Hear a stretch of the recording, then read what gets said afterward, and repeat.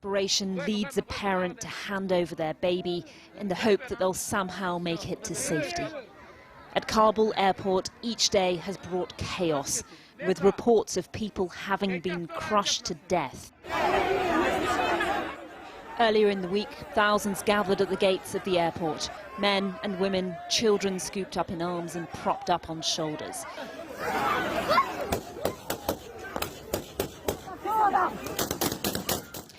Already terrified, their fear heightens as Afghan special forces, merely a few hundred troops at the airport, begins to fire gunshots to try and disperse the crowds.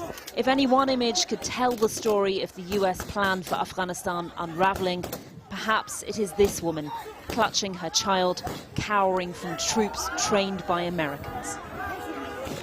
John, 2 days before Kabul fell, you said from that podium, quote, "The city is not right now in any imminent threat environment." How could you get that so wrong? In the moment that I said it, Lucas, it was true. Whatever the truth or falsehood, the reality for millions is facing life in a city besieged, a country politically collapsed and on the brink economically. Still, the traders try to trade. Some Afghans now look to the Taliban for answers. There are no jobs. We call on the Taliban to establish a government and bring peace, stability and security all over Afghanistan. This man will be key to how Afghanistan is now governed. Mullah Abdul Ghani Baradar, a co-founder of the Taliban, he was the face of a peace deal with the US in February last year. Now the Americans are off and he's back in Kabul, carving out plans with former government officials. Much of what the Taliban leadership can achieve depends on their own fragmentations and their own agreements and their own unity, as much as it does on what the outside world expects of them, the Afghan population, but also what kind of a system can they put in place. And if they can't even match what was potentially a very corrupt government, they will also face the same challenges that were there from facing the previous government, of legitimacy, of people not being happy with it. No surprise then that more and more Afghans want to leave behind confusion and catastrophe. In Italy, a new set of refugees arrive, seeking solace, all the while perhaps knowing that they will become a political football in European countries. We need to help. It is our moral responsibility. And this means, first, that we must offer legal and safe routes globally, organized by us, the international community, to those who need protection. In Greece, ministers were showing off their new 24-mile-long fence built at the border with Turkey to keep out what they called migrant flows. A reminder that shots fired in Afghanistan have reverberations much further away. Fatima Manji there. Well, earlier I spoke to Zubair Joenda, who was a diplomat in Afghanistan. He arrived in the UK yesterday with his wife and children after getting into the military camp at the airport run by Western forces. I asked him how he managed to get there. It was almost impossible, as you can see by the footages broadcast by the different TV channels across the world. It was horrendous. Almost everybody has the fear to be stopped by the Taliban at the checkpoints, and the sense of uncertainty, what's going to happen, what the reaction of the Taliban would be to them if they get stopped. If they get stopped and they carry a foreign passport and they're Afghans themselves, what the reaction of the Taliban would be.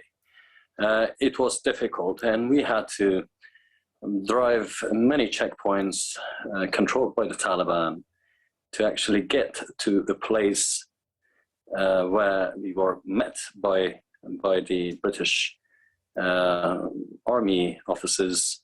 But actually getting to it was a mission impossible, I should call it. But we managed to get through it. It was thousands of people standing there trying to get into the camp. So we had to push him through. With me, I had my 2 children and my wife, who had to basically get through this gate, and the gate which I now call the gate out of hell. How worried were you getting through that crowd of thousands, as you say, with your children. How old are your children? 10 and 9. I was very worried. You know, being a father, having 2 children at that age and a wife, trying to get through this many people to the gate, it's of course worrying. It was a huge concern. It was something that I had never seen. It was like, it felt like a nightmare, to be honest. It felt like a nightmare. It was very worrying because people do get crushed. Even adults have been crushed by people, you know, they fell down and get stepped on by thousands of people. We've lost many people in the process. I mean, on that day, we lost six people who actually died. I passed out for a few minutes myself after being crushed by so many people, but people actually died. 6 people died just outside the camp.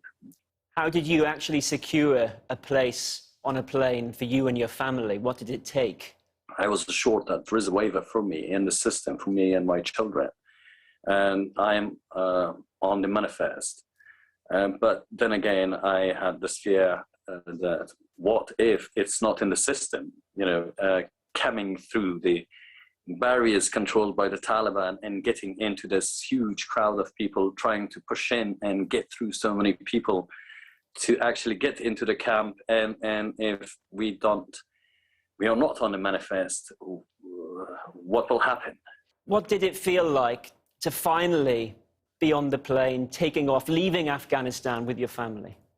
As you can imagine, it was a great sigh of relief for everyone.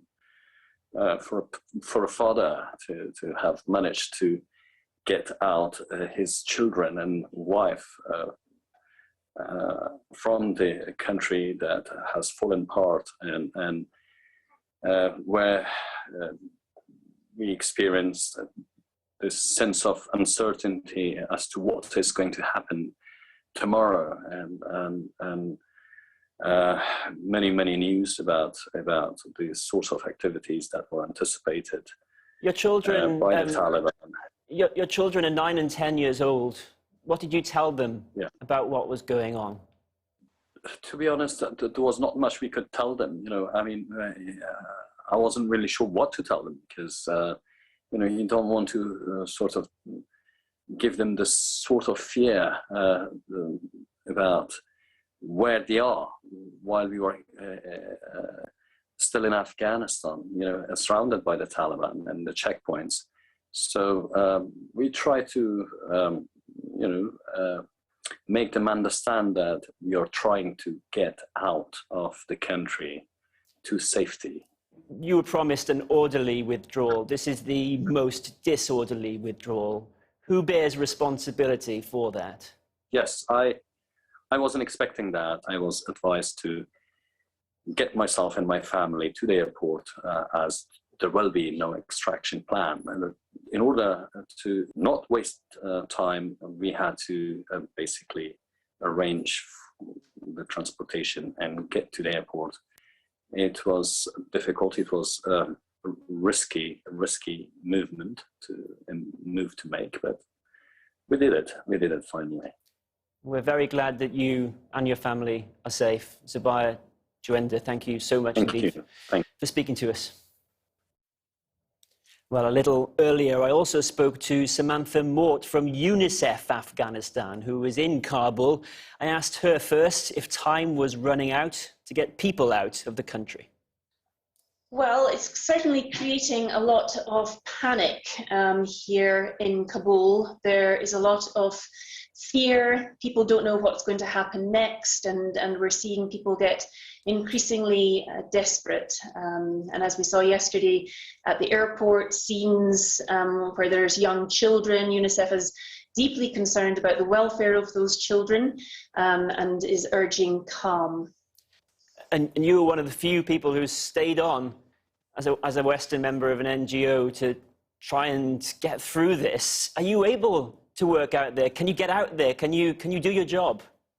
UNICEF has been in Afghanistan for 65 years, and we are here to stay and deliver for the most vulnerable.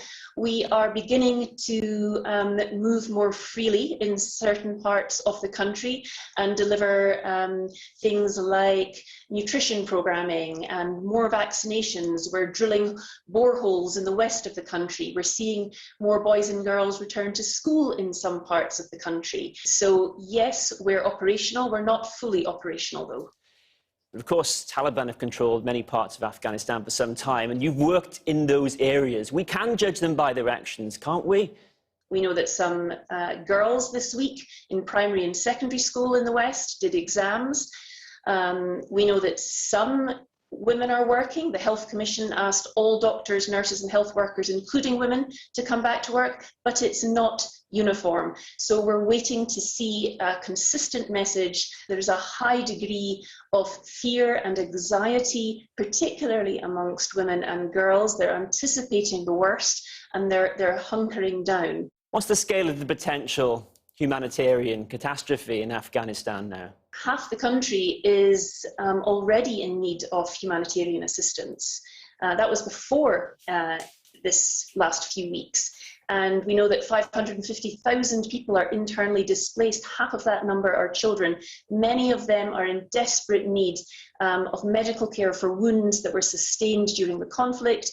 We have a nutrition crisis. We know that without urgent action, 1 million children under the age of 5 will be severely acutely malnourished. And there's a drought. People don't have enough water. So I can only imagine that the needs are going to grow and grow quickly. Samantha Mort for UNICEF in Kabul, thank you very much.